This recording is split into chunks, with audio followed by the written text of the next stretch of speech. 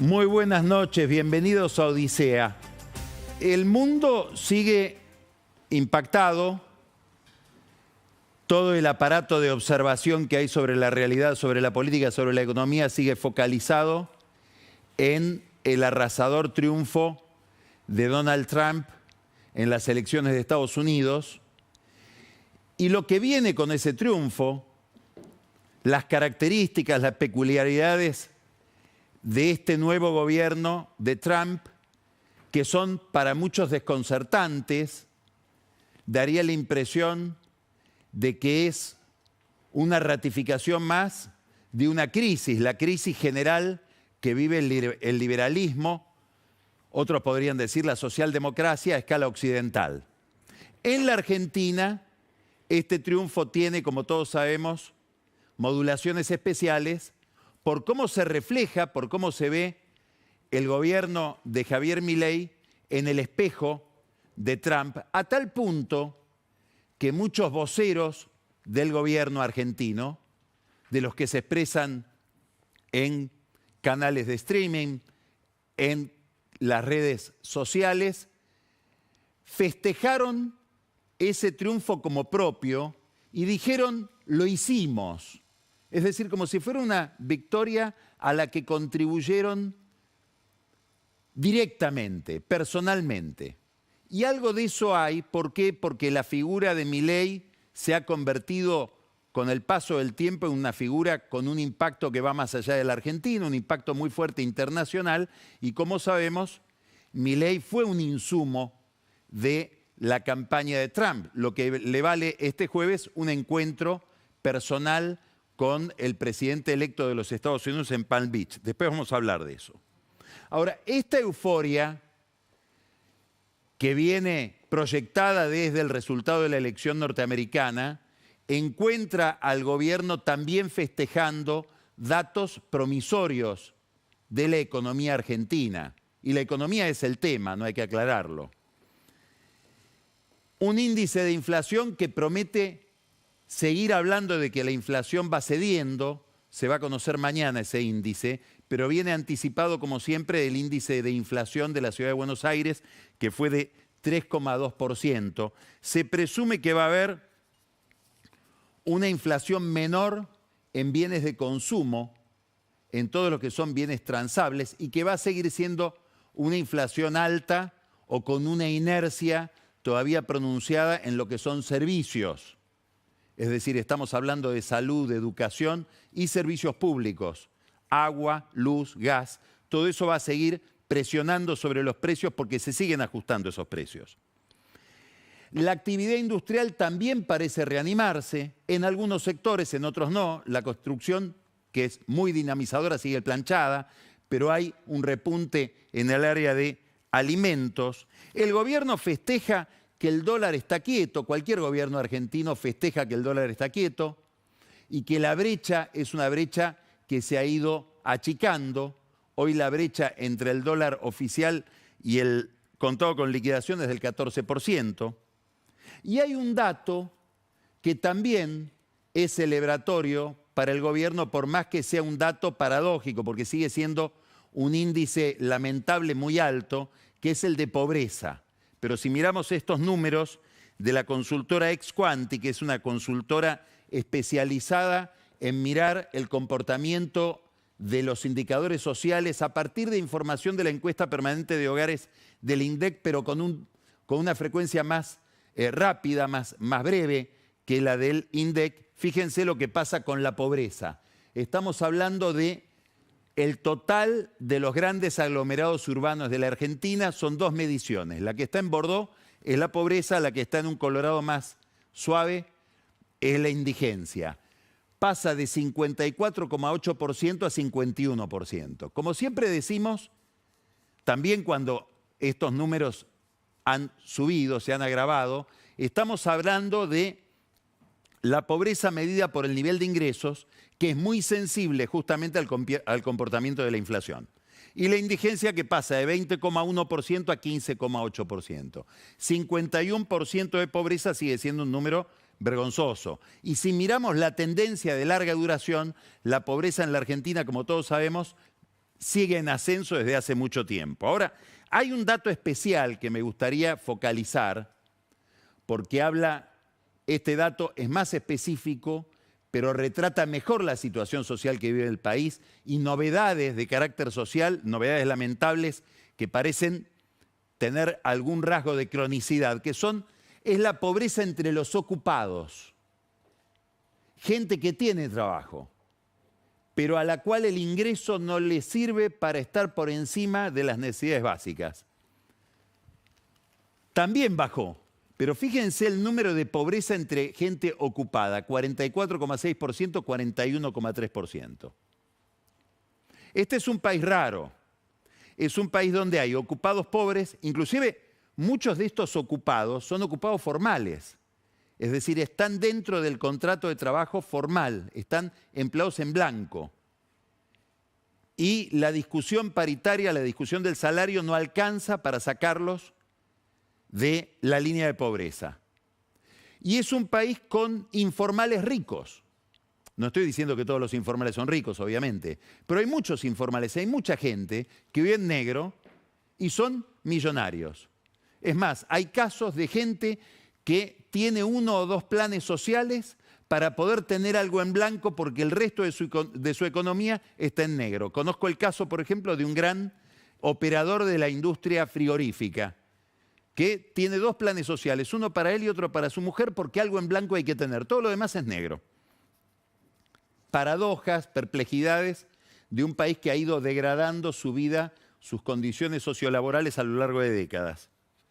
Ahora, esto de ocupados pobres tiene que ver con un tema que está íntimamente relacionado a la política, es un determinante de la política, es un determinante de el nivel de consenso que tienen los gobiernos, que es el comportamiento del salario. Y acá vamos a mirar unos números que fueron elaborados por Alfonso Prat-Gay. Estamos hablando del salario real, es decir, el poder adquisitivo del salario, el salario descontada la inflación. En pesos de septiembre de este año, y es una curva que nos trae desde el 95, es decir, de la reelección de Menem hasta ahora. Es una historia argentina este gráfico. Es la historia contemporánea de la Argentina. Miren lo que es la caída del salario, por ejemplo, después de la crisis de la convertibilidad, con la gran devaluación de comienzos del 2002. Esto es la historia del kirchnerismo.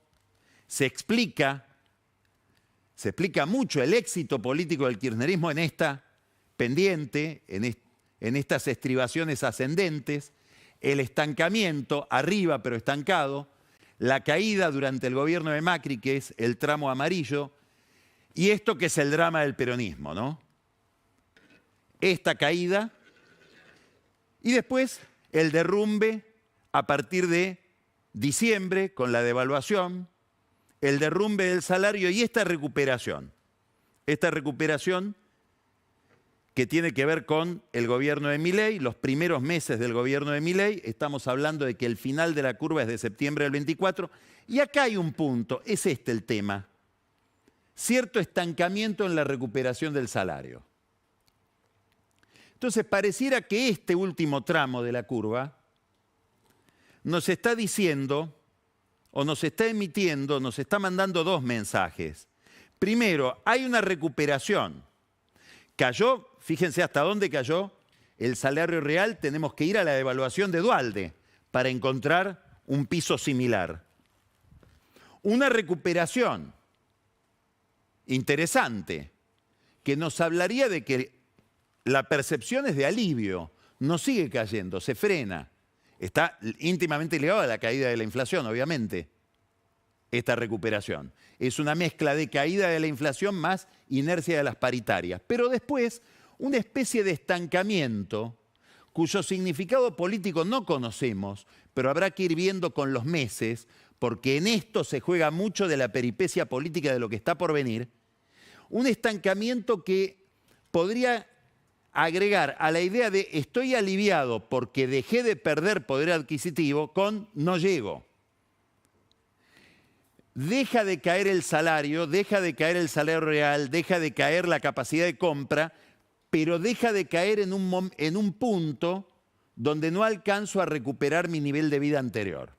Esto es interesante, lo explicó una vez acá el año pasado Juan Carlos Torre, sociólogo, historiador, planteando algo que él registra en su libro sobre la gestión de Juan Zurruel, Una temporada en el quinto piso, que es que los programas de estabilización tienen un poco este efecto en general. Es decir, la inflación se frena, pero al frenarse la inflación hay como una especie de shock de realismo, donde cada uno sabe en qué lugar de la pirámide social quedó. Y eso puede ser frustrante. Es una especie de objetivación frustrante, que produce desencanto. Bueno, acá hay un alivio y un estancamiento que a mucha gente le dice, bueno, quedé muy atrasado respecto del poder de compra y mi nivel de vida estable es inferior al que tenía. Habrá que ver cómo esto se traduce en la política. ¿Por qué? Porque no hay ninguna variable en la vida pública que impacte tanto sobre la política como el comportamiento del salario real. Casi que determina el voto. El voto que está determinado por tantas variables, esta es una muy importante. Por lo tanto, hay que seguir esta historia. Ahora, el gobierno en este contexto que estamos hablando, que es un contexto promisorio, recibe la victoria de Trump como una victoria de muchas dimensiones. Normalmente se interpreta que Milei y su equipo y su gabinete festejan la llegada de Trump porque es la llegada de un cheque. El cheque que va a llegar en algún momento en un nuevo acuerdo con el Fondo Monetario. Es una reducción demasiado simplista porque lo que representa para la libertad avanza y para esta forma de hacer política, la victoria de esta nueva victoria del líder republicano en los Estados Unidos tiene muchas dimensiones importantes. La primera es el triunfo de un método. Lo que ve Milei y su equipo, igual que otros actores políticos en Occidente, en el triunfo de Trump es la convalidación de un modo de hacer política basado en la radicalización, basado en la confrontación como método, en el traslado de esa o en la tramitación de esa confrontación y de esa agresividad a través de las redes sociales. La idea de un liderazgo que se propone como liderazgo contra el establishment, contra la casta. Eso es Trump. Y para los que están en esa lógica, que son muchos en Occidente y eminentemente Milei y su gobierno, es la convalidación de que ese método funciona, con consecuencias que después vamos a analizar en el orden práctico. Ahora vamos a ver cuando llegue Trump al poder después del 20 de enero, cuando asuma la presidencia, muy probablemente se van a consolidar algunas promesas que él hizo. Entonces vamos a ver si además del triunfo de una forma de hacer política y de acceder al poder, esta nueva experiencia de Trump no es una nueva forma ya de gobernar. ¿Basada en qué? En la concentración de poder. Por eso hay una enorme perplejidad respecto de qué significa este triunfo, la misma perplejidad que hay en la Argentina respecto del comportamiento de Milei. ¿Esto es el liberalismo clásico? No, no tiene nada que ver con el liberalismo clásico. Es otra interpretación de la vida pública, del ejercicio del poder, de un líder como Trump que promete establecer, al menos por un tiempo, una dictadura, de una gran concentración de poder. Son cosas, lo voy a decir un poco vulgarmente, que uno no está acostumbrado a escuchar en inglés. Es decir, son cosas que están reñidas para cualquier imagen convencional con lo que sería la tradición anglosajona de manejo del poder, que enfatiza la limitación del poder. La limitación, entre otras cosas, con la división del poder. Esto tiende a la concentración. Trump promete ir en contra del Pentágono por viejas cuentas que tiene con los militares americanos, sobre todo en relación con algunas filtraciones de información en relación con los chinos. Promete ir contra la CIA, frente a la cual también se siente traicionado. porque filtraron mucha información de sus relaciones con Rusia, Ucrania, etc. Las negociaciones con Zelensky para hundir al hijo de Biden. Promete ir obviamente, contra el FBI, al que le atribuye él ser el instrumento del lawfare, es decir, de la persecución penal del enemigo por parte de los demócratas. Ahora vamos a hablar después de esto, que es un tema muy interesante. Promete radicalizar algo que ya sabemos que va a radicalizar porque es parte de su marca, la política migratoria.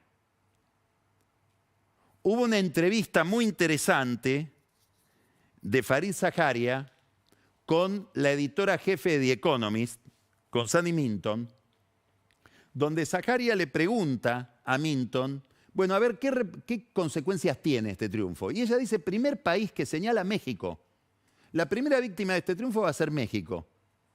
¿Por qué? Por la radicalización del problema migratorio que va a terminar probablemente repercutiendo también en la relación comercial entre Estados Unidos y México, que como sabemos forman parte de un área de libre comercio.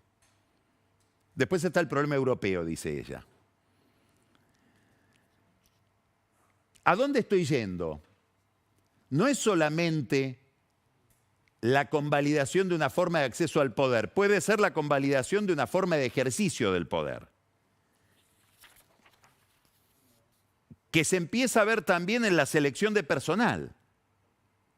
Trump va a poner en los distintos ministerios, en las áreas centrales del Estado, a talibanes que sean capaces de ejecutar sin remordimientos de conciencia esta política de radicalización. Ya se empieza a sospechar quién puede ser el secretario de Estado, el encargado de llevar adelante su política internacional.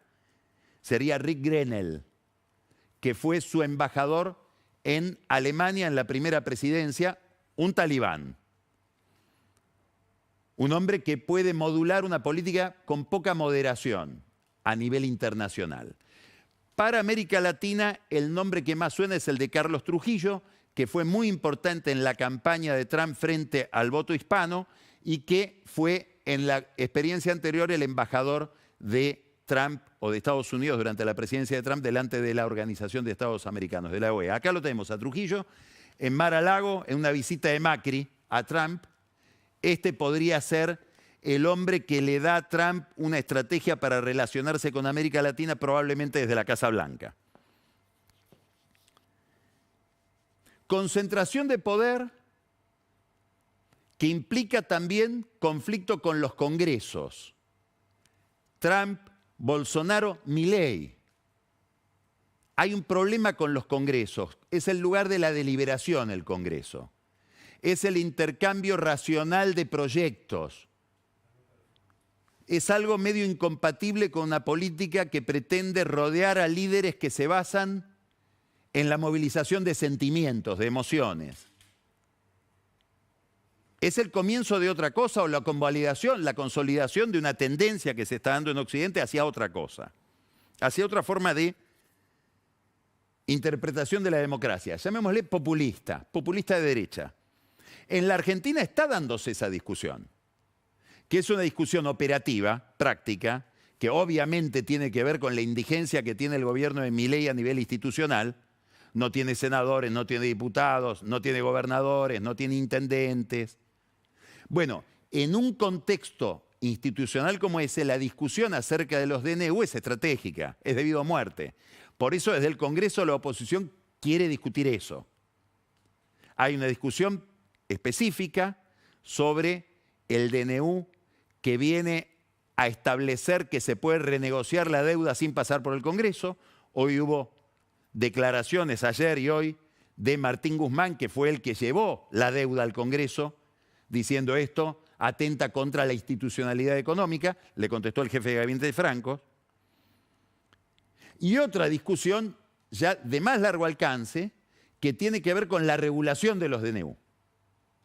Hacerle más difícil al Poder Ejecutivo la sanción de decretos de necesidad de urgencia y que sea necesario que esos decretos sean aprobados por las dos cámaras. Esa es una discusión que el gobierno enfrenta ahora en diputados y que probablemente pase al Senado para el año que viene. En el gobierno dicen, la verdad que si pasa al Senado para el año que viene, nos importa poco porque ya no vamos a necesitar demasiados decretos de necesidad de urgencia para el año que viene. La misma tendencia de discusión con el Congreso, la misma tendencia, vamos a ponerle este nombre, cesarista, de acumulación de poder en el Poder Ejecutivo, la vemos en relación con la discusión sobre la Corte. Porque vuelve la idea que ya mencionamos hace 2 lunes de imponer la designación, aprovechando el receso del Congreso, de Ariel Lijo y de el doctor Manuel García Mansilla como ministros de la Corte por decreto, siguiendo la tesis de Pepín Rodríguez Simón, que aconsejó a Macri en ese sentido en la designación de Carlos Rosenkrantz y de Horacio Rosati. Bueno, el gobierno está analizando esta idea, está viendo los pros y los contras, porque ve una contra importante. Los ponemos por decreto y después, justamente porque lo ponemos por decreto, nos lo voltean los senadores de Cristina, sobre todo los de Cristina. Pero tenemos el argumento de decir, tenemos que hacerlo por decreto porque el Congreso es el lugar de la obstrucción. El Congreso es el lugar, es el gran agente que impide esta revolución que estamos haciendo en el bienestar de la Argentina. Este es el eje central del discurso del gobierno. Por eso casi desean, desde el Poder Ejecutivo, que el Congreso no les apruebe el presupuesto. No solo para poder seguir con el presupuesto anterior, que les da mucha más libertad de maniobra, sino para poder decir, ven, ahí está el Congreso, es el origen, es el lugar de las ratas, que es como le gusta llamarlos a Milei. Todo esto está muy alineado con este clima internacional que se refuerza, que se vuelve más denso con el triunfo de Trump y que le hizo decir a Patricia Bullrich, que era la encarnación del republicanismo como candidata del PRO, acá hay que apostar a liderazgos fuertes y al nacionalismo. Ella dijo nacionalismo inteligente. Habrá que ver si hay algún nacionalismo que sea inteligente. Interesante la peripecia de Bullrich, que vuelve a su origen. A cuando era peronista, JP admiraba a los montoneros y ahí también había una inclinación hacia los liderazgos fuertes, obviamente peronista, y al nacionalismo. Santiago Caputo, el mago del Kremlin, que es el principal asesor de Javier Milei, el hombre en el que Milei delega prácticamente toda la política, práctica, tiene una fantasía. Si uno mira las cuentas que se le atribuyen en X y que él jamás desmiente, pero además los que lo conocen afirman esto, tiene toda una fantasía como una especie de admiración, de fetichismo con el Imperio Romano. Bastante sofisticada, bastante elaborada, como que ahí hay una forma de civilización que entró en decadencia en las últimas décadas en Occidente y que hay que volver a eso. Y eso lo ve como reducido a escala en una Argentina imperial, donde Milei sería una especie de emperador. No tiene nada que ver con el republicanismo pluralista clásico, es otra cosa. Es una república imperial, de concentración de poder. Kirchnerismo de mercado, autoritarismo de mercado, asumido, no como error, no como incoherencia, como proyecto, como afirmación. Bueno, todo esto tiene efectos sobre la oferta electoral. Todo esto se vuelve práctico después. ¿Por qué? Porque La Libertad Avanza, Milei y su grupo, Caputo, ven en el triunfo de Trump su propio triunfo y una especie de reafirmación identitaria. Tenemos que ser esto. Nos va a ir bien en la medida en que nos repleguemos sobre esto que somos. No nos abramos a otro. Y esto tiene todo que ver con el sistema de alianzas electorales. Ellos están viendo, probablemente con acierto, que hay en muchos países, no en todos, un movimiento de radicalización que hace que las expresiones más extremas de una ideología o de una sensibilidad política terminan absorbiendo a las más moderadas. Lo más radical absorbe, se queda con lo de centro. El ejemplo clásico podría ser, por ejemplo, en Brasil, la expresión de la ultraderecha que encarna Bolsonaro, que termina quedándose con todo el voto de derecha y de la derecha moderada tecnocrática que expresaba el Partido de la Socialdemocracia Brasileña, liderado antiguamente por Fernando Henrique Cardoso. Ese movimiento por el cual las expresiones más extremas se quedan con el centro, ellos lo están viendo en la Argentina. Y es la forma en que desde el corazón del gobierno ven la relación con el PRO. Y este es el conflicto con Macri. Digamos, para simplificar mucho, salvajemente, podríamos decir que el triunfo de Trump en Estados Unidos lo convence a Milei y a su grupo de que hay que no pactar con Macri, hay que avasallarlo a Macri, hay que avasallar al PRO porque ya tenemos el voto de Macri, el voto del PRO. Bueno, esto tiene una consecuencia inmediata en la organización de la oferta electoral. Macri ya está viendo esto. Por eso se endurece frente al gobierno. ¿Y dónde lo ve? En la plata, en los fondos.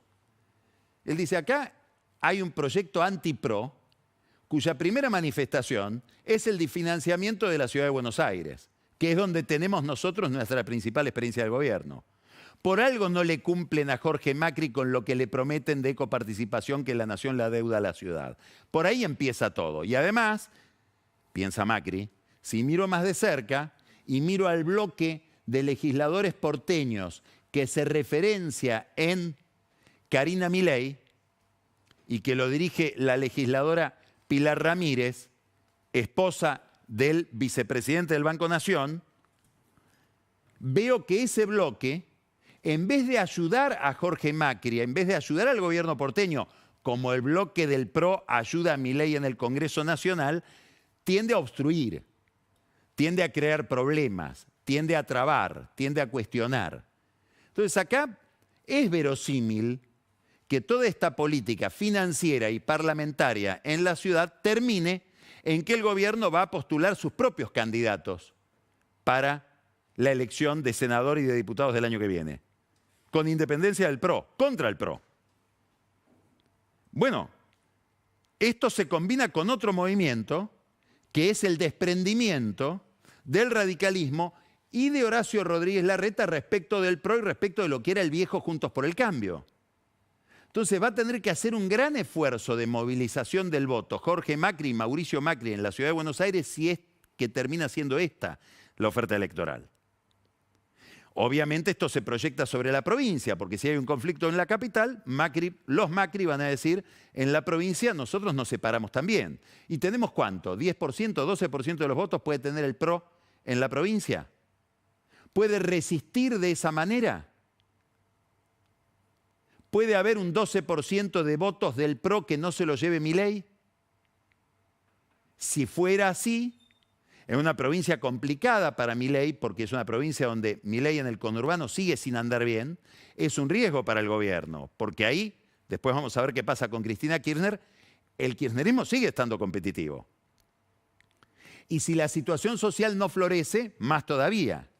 Entonces, ¿de qué estamos hablando? De una secuencia que va desde la euforia que produce el triunfo de Trump, una afirmación identitaria por parte de la Libertad Avanza y un conflicto con el PRO que puede terminar con consecuencias electorales que a lo mejor hoy no prevemos.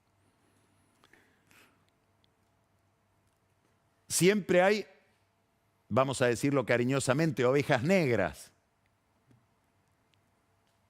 Macri no controla todo. Entonces lo tiene, por ejemplo, a Diego Santilli, que muere por estar en este oficialismo y ser candidato de Milei en la provincia de Buenos Aires. Santilli tiene una vieja relación con el mundo de Santiago Caputo porque históricamente el principal asesor de campaña o estratega de campaña de las campañas de Santilli ha sido Rodrigo Lugones, que preside la consultora a la que pertenece Santiago Caputo y que tiene una enorme influencia sobre Caputo. Entonces hay un puente muy activo entre Santilli y el gobierno que Macri no termina de controlar. Habrá que ver si Pucho Ritondo va en la misma línea. Quiero en este panorama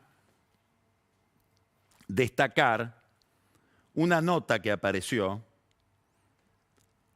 en estos días. Vamos a estar después dialogando con Pier Paolo Barbieri, que hoy es noticia por las novedades que ha habido en Voilà. Él es el líder de Voilà, el fundador, el CEO. Pero acá vamos a otra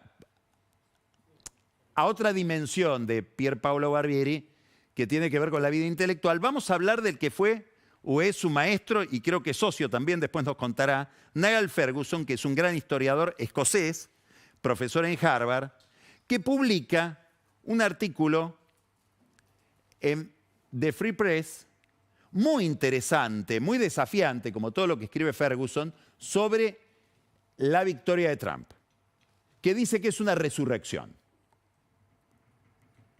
Él dice que el regreso de Trump es el mayor regreso de la historia. Le gusta provocar. Es más que el regreso de Nixon, que llegó al poder después de una derrota importante con Kennedy. Es más que el regreso de Churchill en el 40 y después en el 51. Dice, es más que el regreso de De Gaulle en el 58. Escuche, es más que el regreso de Napoleón desde la isla de Elba. El único regreso equiparable, dice Ferguson, a esto que estamos viendo en Trump es la resurrección de nuestro Señor Jesucristo. ¡Epa! ¿Por qué dice eso? Porque dice, Trump viene de un nivel de agresión pocas veces visto. 4 causas penales, un procesamiento, 2 juicios políticos en el Congreso, 2 intentos de asesinato. Viene de ahí. Viene, lo dice con todas las letras Ferguson, no de un intento de lawfare, viene del lawfare, de la persecución deliberada del Partido Demócrata sobre Trump en un gran error, sostiene él en este artículo, de los demócratas, de haber apostado a la estigmatización penal del oponente. Y acá viene algo muy interesante en esta nota, que habla de Trump, pero probablemente hable de otra gente, de otros líderes, y lo toma de un libro que vamos a mostrar ahora, Antifragile, de Nassim Taleb, que es un prestigioso, famoso ensayista libanés-americano. En este libro, que cita Ferguson, Taleb dice, hay algo que es más que la robustez, que la resiliencia, que la capacidad de resistir problemas. Son personalidades antifrágiles, que no solo resisten, sino que se benefician, se potencian con el azar, con el desorden, con el caos. Les va mejor. Y tienen, este concepto es interesantísimo, tienen una capacidad de hacer cosas que no entienden, que les salen mejor que las que entienden. Esto es Trump, dice Ferguson, citando este concepto de Taleb. Cuando Bolsonaro saludó el triunfo de Trump, la noche del martes pasado, dijo esto, hablando de sí mismo, obviamente. Dice, es el retorno, es el triunfo de un guerrero que le gana al Deep State, que le gana a ese establishment opaco, faccioso, en alguna medida oculto, de la justicia, de los servicios de inteligencia, de los sistemas de seguridad, de los sistemas de defensa, que es con los que Trump viene a enfrentarse ahora. Y que son los que, según Bolsonaro, lo persiguen a él. Bolsonaro, como sabemos, está excluido de la lucha electoral brasileña hasta el 2030 por haber vendido joyas que había recibido como regalo. Y le esperan otras condenas posiblemente, sobre todo por el ataque contra los 3 poderes del Estado del 8 de enero del año pasado. Ahora, sobre este telón de fondo, sobre estas ideas de Ferguson, sobre esta idea de Ferguson habría que revisar si es una estrategia tan inteligente acosar a alguien desde el punto de vista de lo judicial. Obviamente, él no abre juicio de valor sobre si hay razones o no, lo está mirando desde el punto de vista político, solamente político. Se recorta la figura de Cristina Kirchner, que pasado mañana va a ser condenada en una sentencia que extrañamente esa Cámara de Casación viene anticipando desde hace un mes. Es rarísimo que un tribunal diga el 13 de noviembre vamos a... Es como que llamaran a alguna negociación que no entendemos. La Cámara de Casación va a ratificar la condena del Tribunal Oral que, como sabemos, sancionó a Cristina por las irregularidades cometidas en el manejo de la obra pública en Santa Cruz por Vialidad Nacional. Como parte de esa condena a 6 años de prisión viene como anexo, por añadidura, la inhabilitación para ejercer cargos públicos. Por lo tanto, la inhabilitación para postularse como candidata. Y eso seguramente será apelado ante la Corte y Cristina Kirchner quedará a merced de la Corte, de la misma Corte a la que ella le promovió, a través de sus diputados y senadores, juicio político. Y básicamente en esa Corte, a merced del presidente de la Corte, que es un político extraordinariamente hábil, que es Horacio Rosati, de quien tenemos que decir que hoy estuvo visitando al Papa en Roma. ¿Se identificará Cristina Kirchner con esta victoria de Trump? A pesar de lo que podrían ser diferencias ideológicas, que tampoco sabemos si las hay tantas. Porque si uno dice concentración de poder, autoritarismo institucional, proteccionismo político, Trump es un peronista que llega a la Casa Blanca. Le debe gustar bastante a Cristina. Se parece mucho en lo económico, mucho más a ella que a Milei o que a Sturzenegger. Y además ella viene con un intento de asesinato en la mochila. Sería interesante saber qué ve Cristina Kirchner en este triunfo de Trump. Lo que sabemos es que está hiperactiva. Va 3 veces por semana al conurbano, creo que mañana está de nuevo, y el 17 de noviembre hace un gran acto nacional en Santiago del Estero para festejar el Día de la Militancia, rarezas argentinas, en una provincia que dirige un radical peronizado como es Gerardo Zamora. No sabemos qué va a hacer, tal vez ella no sepa qué va a hacer, pero son los movimientos de alguien que se piensa postular el año que viene para encabezar la lista de diputados de la provincia de Buenos Aires, aunque todavía no lo haya decidido. Se mueve en esa dirección. Hay una dimensión económica del triunfo de Trump que hay que mirar y que no tiene solamente que ver con la posibilidad de que el Fondo Monetario, de que Estados Unidos a través del Fondo Monetario respalde el programa de Milei, un nuevo programa de Milei con el fondo, que habrá que despejar algunas incógnitas importantes, sobre todo la monetaria y cambiaria. El jueves Milei se ve con Trump, seguramente no van a hablar de esto. Sí hay que ver qué significa el proteccionismo de Trump. ¿Qué amenazas trae detrás de sí ese proteccionismo en materia de algún rebrote inflacionario en Estados Unidos? Trump promete poner aranceles elevados sobre todo a los bienes que vienen desde China, 60%. 10% de un arancel generalizado a todos los demás bienes que ingresen a Estados Unidos. Un arancel hiperalto a los productos que ingresen desde México y tengan componentes chinos. Bueno, todo eso podría significar, si es que lo ejecuta tal cual lo prometió en la campaña, habrá que ver, más inflación en Estados Unidos, y eso seguramente va a interpelar a la Reserva Federal, que muchos presumen dejará de bajar la tasa de interés si no la sube, como viene haciendo. Probablemente va a haber un conflicto, ya lo hay, entre Trump y Powell, el titular de la Reserva Federal, que dijo yo no renuncio, por algo lo habrá dicho. Todo esto se incrementó desde el viernes, la preocupación por todo esto. ¿Por qué? Porque el viernes empezó a trascender algo bastante verosímil, y es que Trump designe a Robert Lighthizer como titular del USTR, que es el organismo, el Ministerio de Comercio, el encargado de negociaciones comerciales de los Estados Unidos. Un talibán, como Grenell en el Departamento de Estado. Es decir, alguien que, por su personalidad, vendría a convalidar que Trump viene por un proteccionismo más fuerte, por una guerra comercial más decidida, más agresiva.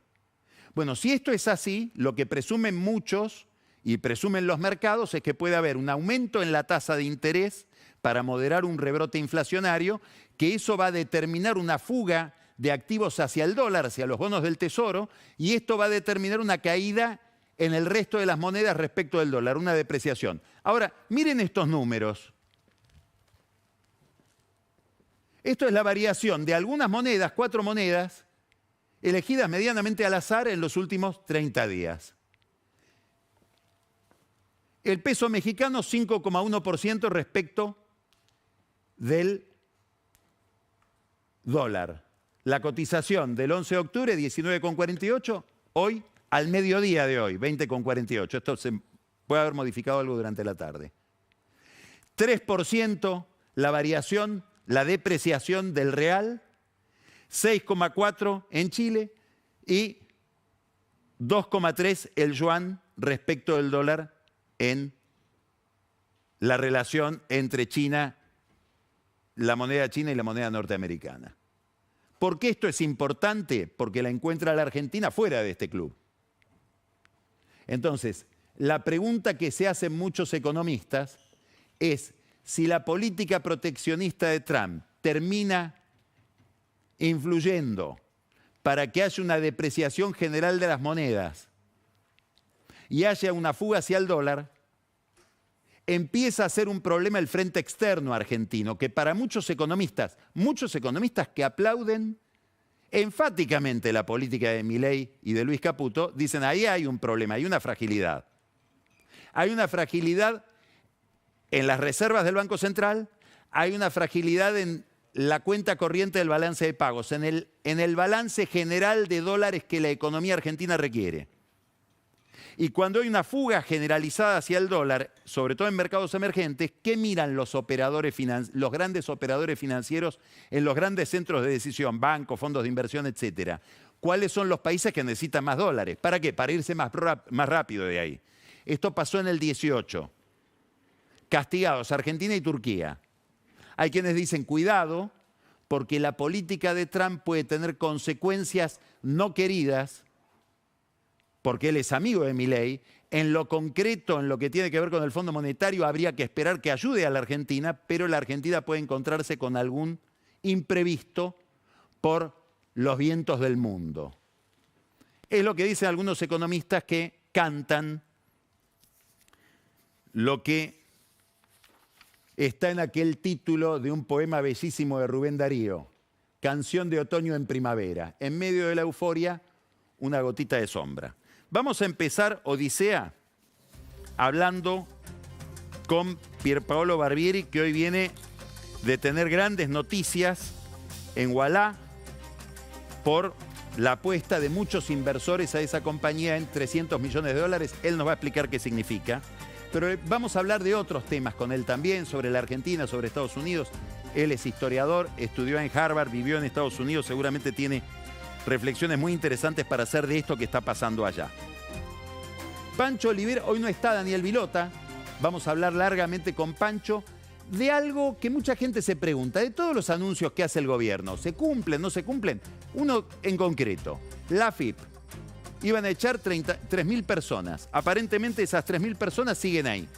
¿Qué está pasando en la AFIP? Ana Iparraguirre, que viene de asistir a las elecciones de Estados Unidos, va a poner el acento o el foco en un tema que curiosamente hace juego con lo que hablamos hace un ratito. ¿Qué papel juega hoy en la democracia el trabajador pobre? La insatisfacción frente al mundo del trabajo, el problema del empleo, tema central que explica muchos de estos movimientos hacia los populismos de derecha, no solo en Estados Unidos, sino en todas las democracias o en la mayoría de las democracias europeas. Camila Perochena toma el espejo de la historia como todos los lunes y nos va a mostrar un recorrido de cómo han sido las relaciones entre Argentina y Estados Unidos, que han sido tan fluctuantes. Y quédese al whisky, porque Carola Gil este lunes cumple con lo que no pudo cumplir, a pesar de ella, por problemas de tiempo que siempre tenemos, el lunes pasado. Nos va a contar cómo, para sorpresa de los mismos habitantes de ese lugar, La Matanza es una Smart City, una ciudad inteligente. Al menos así la presentó el intendente Fernando Espinosa en una reunión de alcaldes de Barcelona. Habrá que ver si Espinosa es suficientemente inteligente como para darse cuenta de si es o no una ciudad inteligente la que él gobierna. Quédese después de Odisea, porque Luis Novarecio, en más entrevistas, entrevista a alguien que seguramente va a hablar de todo esto que estamos mencionando a nivel internacional, que es Diego Aguilar. Empezamos Odisea. Acá tiene las redes sociales donde nos puede seguir y donde se puede comunicar con nosotros, en X, en Instagram, en TikTok. Y vamos ahora a escucharlo a Pier Paolo Barbieri.